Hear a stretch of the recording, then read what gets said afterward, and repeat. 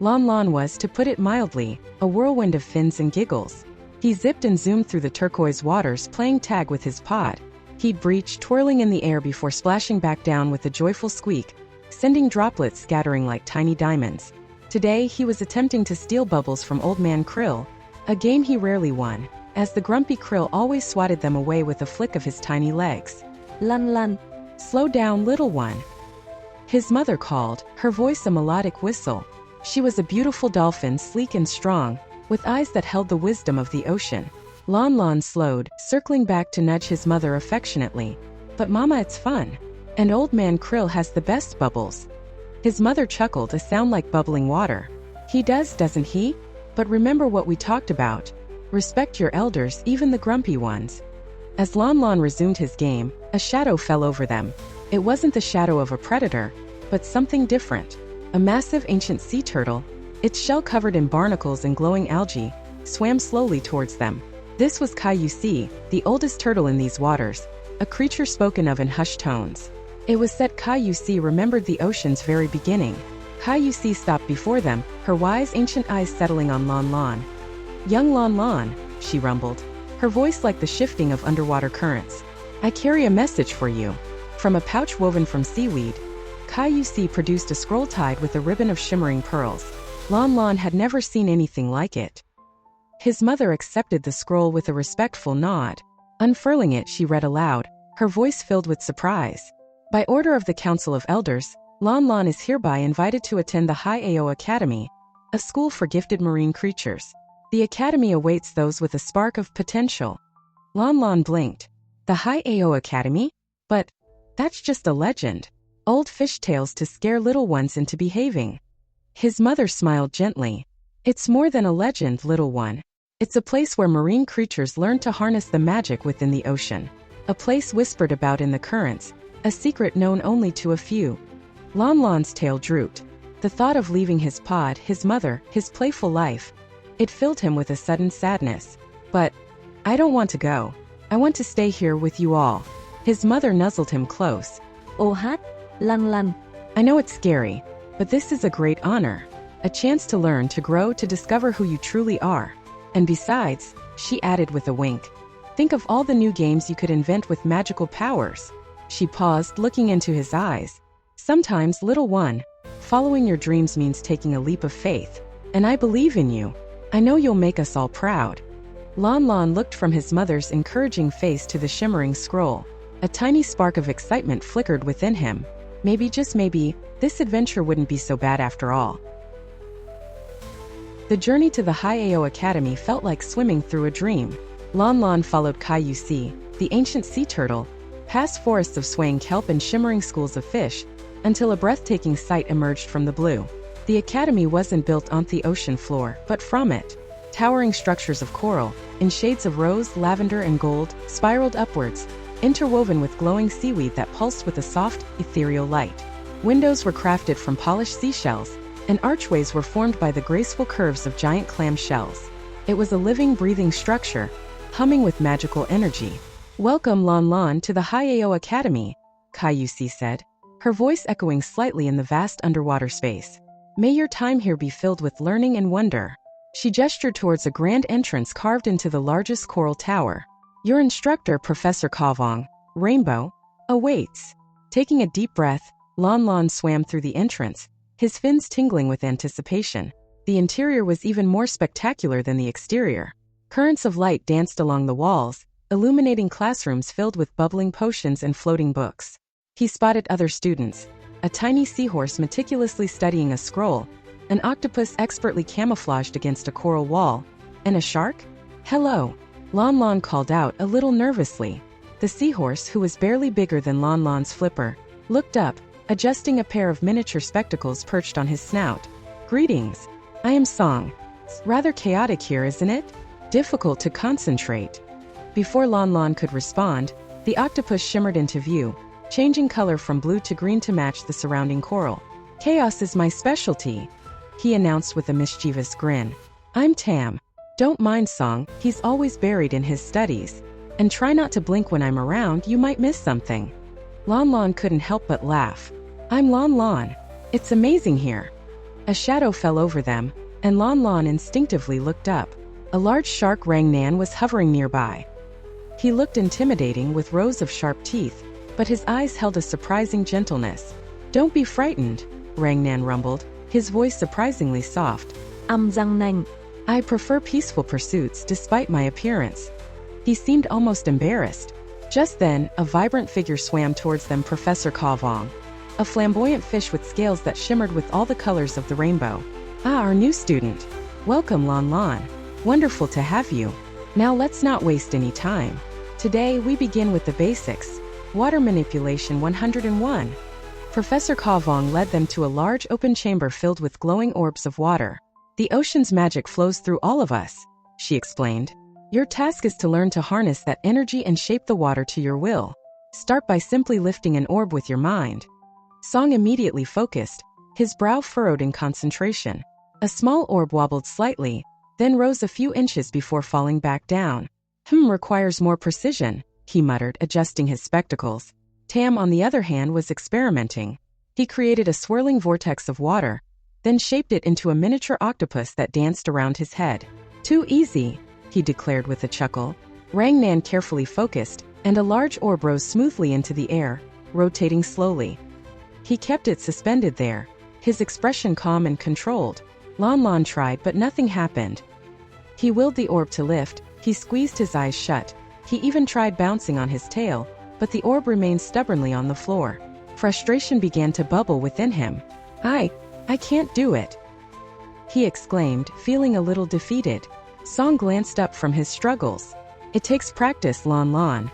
Focus your energy. Imagine the water responding to your thoughts." Tam surprisingly offered a helpful tip. "Think of it like a game.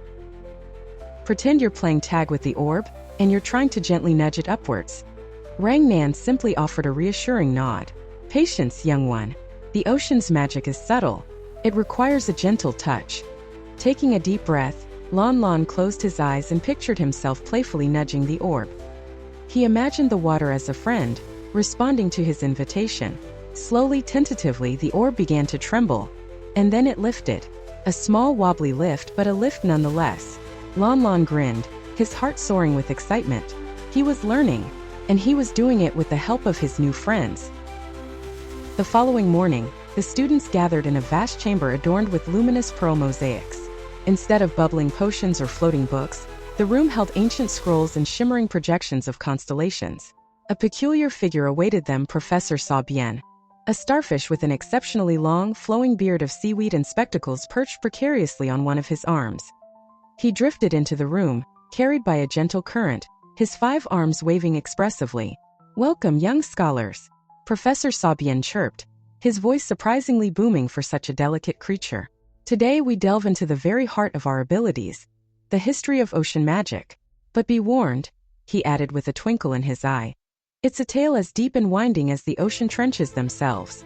He gestured towards a large, circular projection in the center of the room. The projection shimmered to life, displaying a breathtaking image of the ocean as it existed millennia ago. Vibrant coral reefs teeming with life, colossal kelp forests swaying in the currents, and schools of fish numbering in the millions. Long ago, Professor Sa Bien began. The ocean's magic wasn't simply a gift, but a vital force that sustained all life within it. The health of the reefs, the balance of the currents, even the bioluminescence of the deepest creatures, all were interwoven with the magical energy that flowed through the sea. He paused, his expression growing solemn. But this harmony wasn't always secure. There existed a time of great darkness, a creeping void that threatened to consume the ocean's light. This darkness, known as the shadow blight, fed on the ocean's magic, turning vibrant reefs into barren wastelands and twisting creatures into monstrous shadows of their former selves. The projection shifted, displaying a dramatic scene. Colossal, shadowy figures battling against radiant, ethereal beings. The ethereal beings, dolphins, whales, and even giant squid, glowed with a powerful protective light, wielding magical energy to push back the encroaching darkness. "These were the guardians of the depths," Professor Sa Bien explained, his voice filled with reverence. "Ancient protectors, imbued with extraordinary magical abilities, who dedicated their lives to safeguarding the ocean. They fought bravely, wielding the power of the currents, the strength of the tides, and the light of the bioluminescence. They sealed away the shadow blight, but at a great cost. The projection showed the guardians weakened and weary, creating a powerful barrier around the source of the shadow blight. The barrier pulsed with energy, containing the darkness, but also draining the guardians' strength. The guardians knew the shadow blight could one day return, Professor Sabian continued. They established the High AO Academy, not just to teach magic, but to train future protectors, individuals who could rekindle the ancient power and stand against the darkness should it ever rise again. Song, ever the diligent student, raised his tiny fin. Professor, what exactly was the shadow blight? What caused it? Professor Sabian stroked his seaweed beard thoughtfully. That, young Song, is a question that has puzzled scholars for centuries. Some believe it was a natural imbalance, a disruption in the ocean's energy flow. Others believe it was born from a creature of immense negativity, a being consumed by envy and malice. The truth, I suspect, is a combination of both. Tam, who had been silently observing the projection, chimed in. So you're saying this shadow blight could come back? And we're supposed to fight it? Professor Sabian's gaze swept across the students. The signs are concerning. The recent disturbances in the reef, the unsettling currents, they echo the warnings of the ancient prophecies. Whether the shadow blight returns in its full form, or manifests as something new, remains to be seen. But one thing is certain, the ocean needs protectors now more than ever. Rang Nan surprisingly spoke up, his voice carrying a weight of concern. If the Guardians sacrificed so much to contain this darkness, shouldn't we be seeking a way to destroy it completely? Professor Sabian smiled sadly. Destruction is not always the answer, young Rang Nan. The shadow blight is a part of the ocean's balance, a counterpoint to the light. The goal isn't to erase it, but to contain it, to prevent it from overwhelming the goodness and vitality of the sea. And that, my dear students, is where your training begins. The following afternoon, a disquieting stillness hung over the High AO Academy. Even the normally playful currents seemed subdued. Lăn Lăn, eager to practice the water manipulation spells from the previous day, noticed something was terribly wrong during swim practice.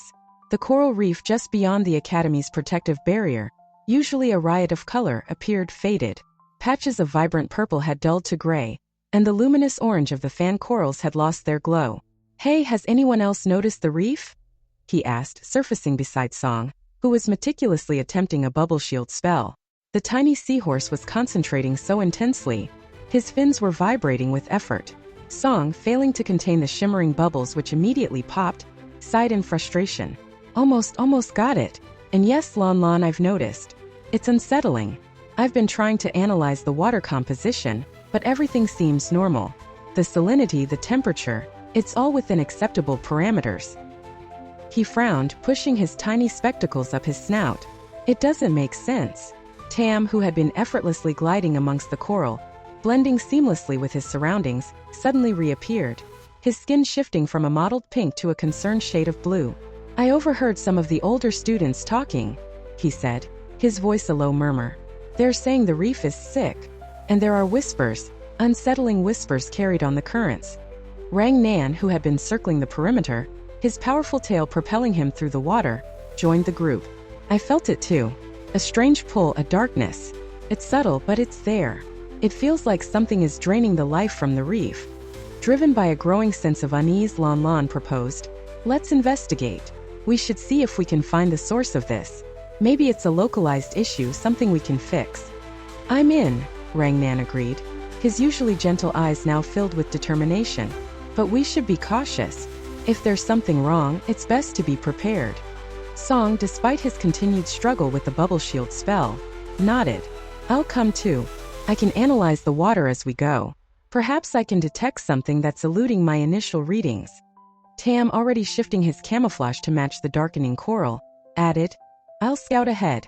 My abilities will allow me to observe without being detected. As they ventured deeper into the reef, the discoloration became more pronounced.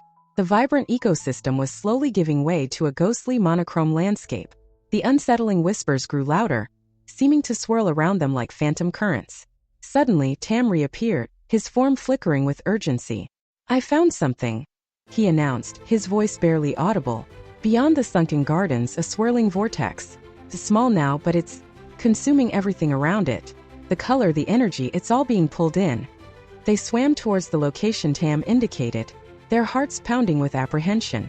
And there it was, a small swirling vortex of darkness, nestled amongst the coral.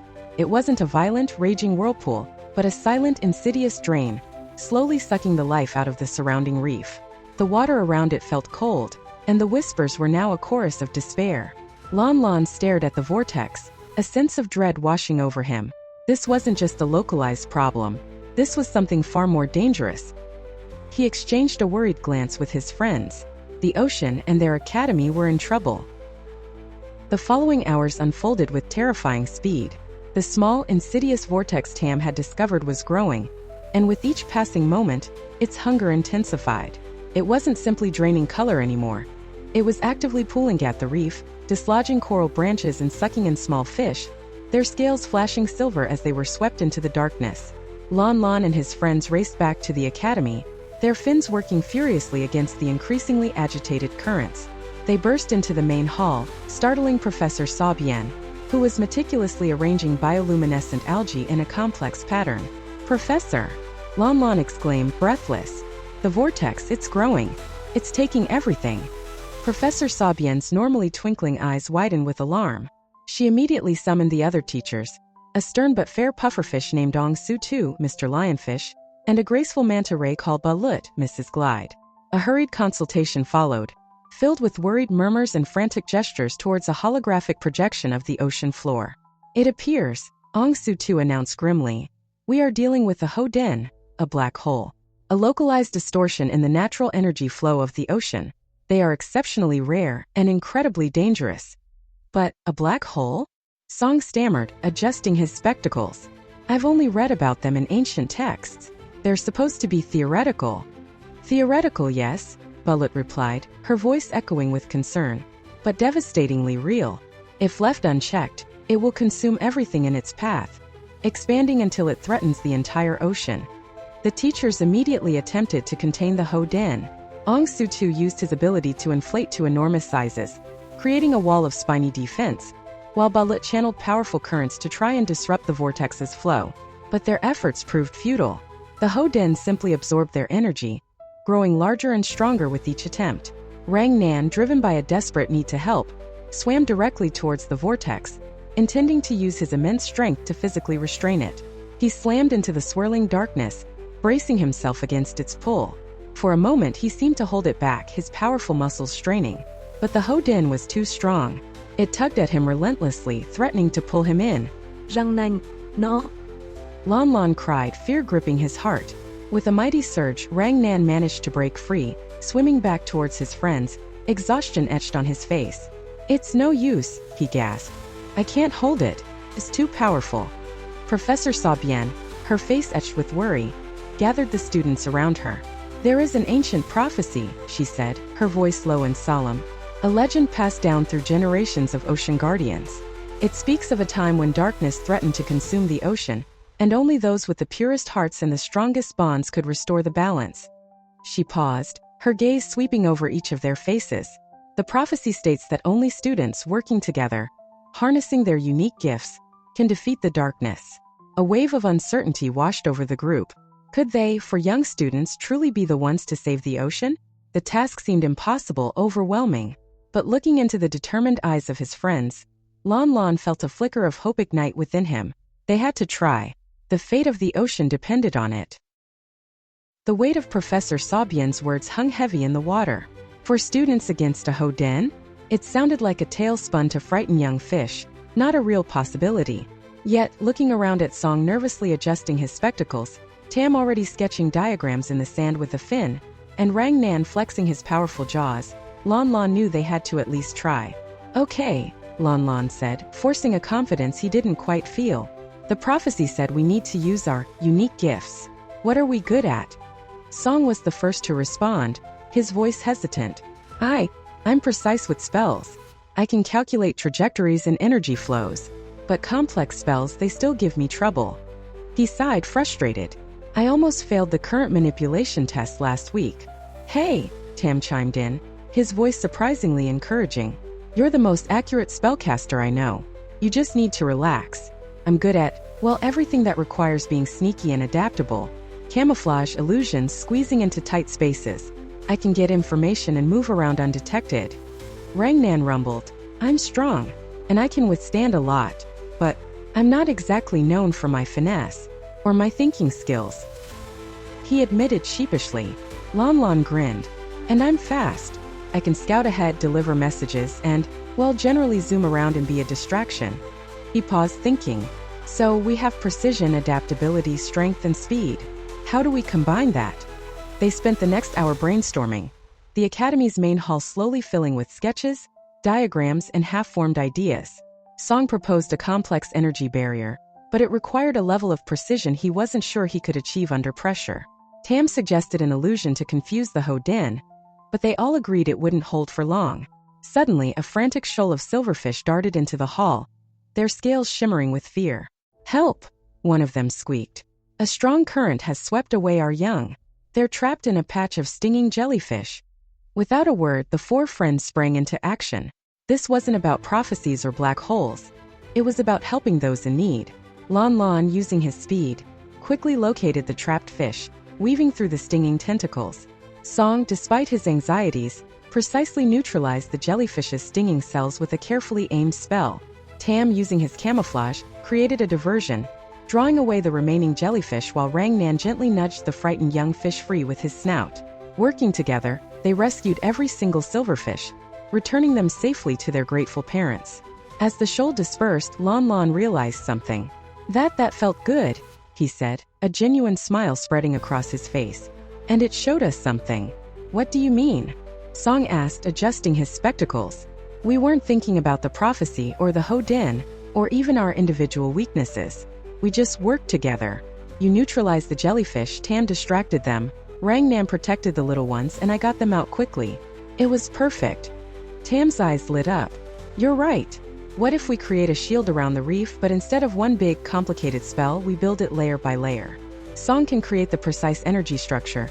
Rang Nan can reinforce it with his strength. I can adapt the shield's shape to any changes in the Ho-Den's form. And you, Lon Lon, can use your speed to constantly monitor and make adjustments. A layered shield, Song repeated, his voice gaining confidence. It's actually brilliant. It would distribute the energy load, making it easier to maintain. Rang Nan nodded, a determined glint in his eye. I can hold it steady. I'll be the anchor. Lon Lon felt a surge of excitement. It wouldn't be easy, but they had a plan. A real plan.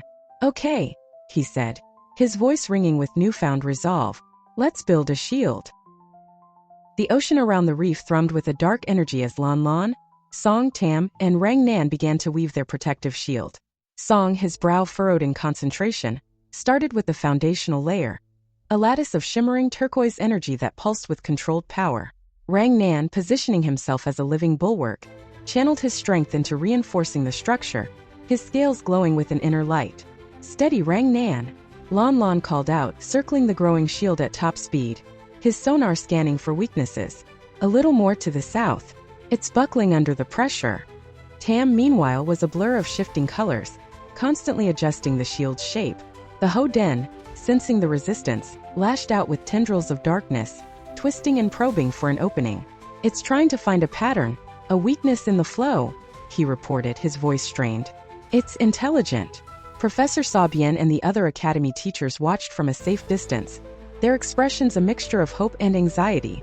Professor Haima, Seahorse, directed beams of calming energy towards Song, while Professor Sa Hai, Sea Star, used her bioluminescence to illuminate the battlefield, cutting through the swirling gloom.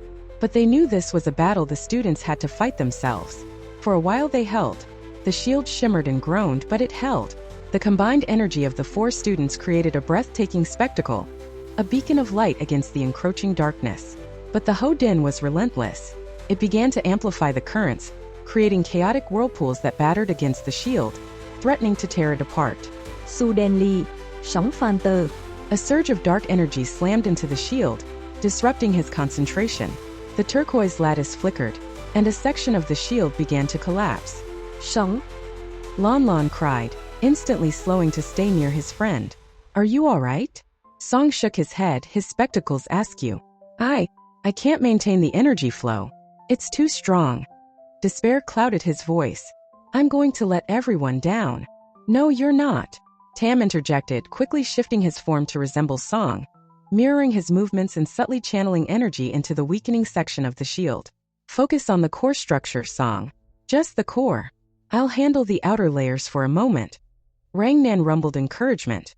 You're the most precise spellcaster we know, Song. Don't forget that. We need your focus, not your doubt. Lon Lon zipped around Song, creating a swirling vortex of water that shielded him from the worst of the current, allowing him to regain his composure. Breathe, Song. We're doing this together. Remember what we practiced. Taking a deep breath, Song closed his eyes and recentered himself. He focused on the fundamental energy flow, rebuilding the core of the shield with renewed determination.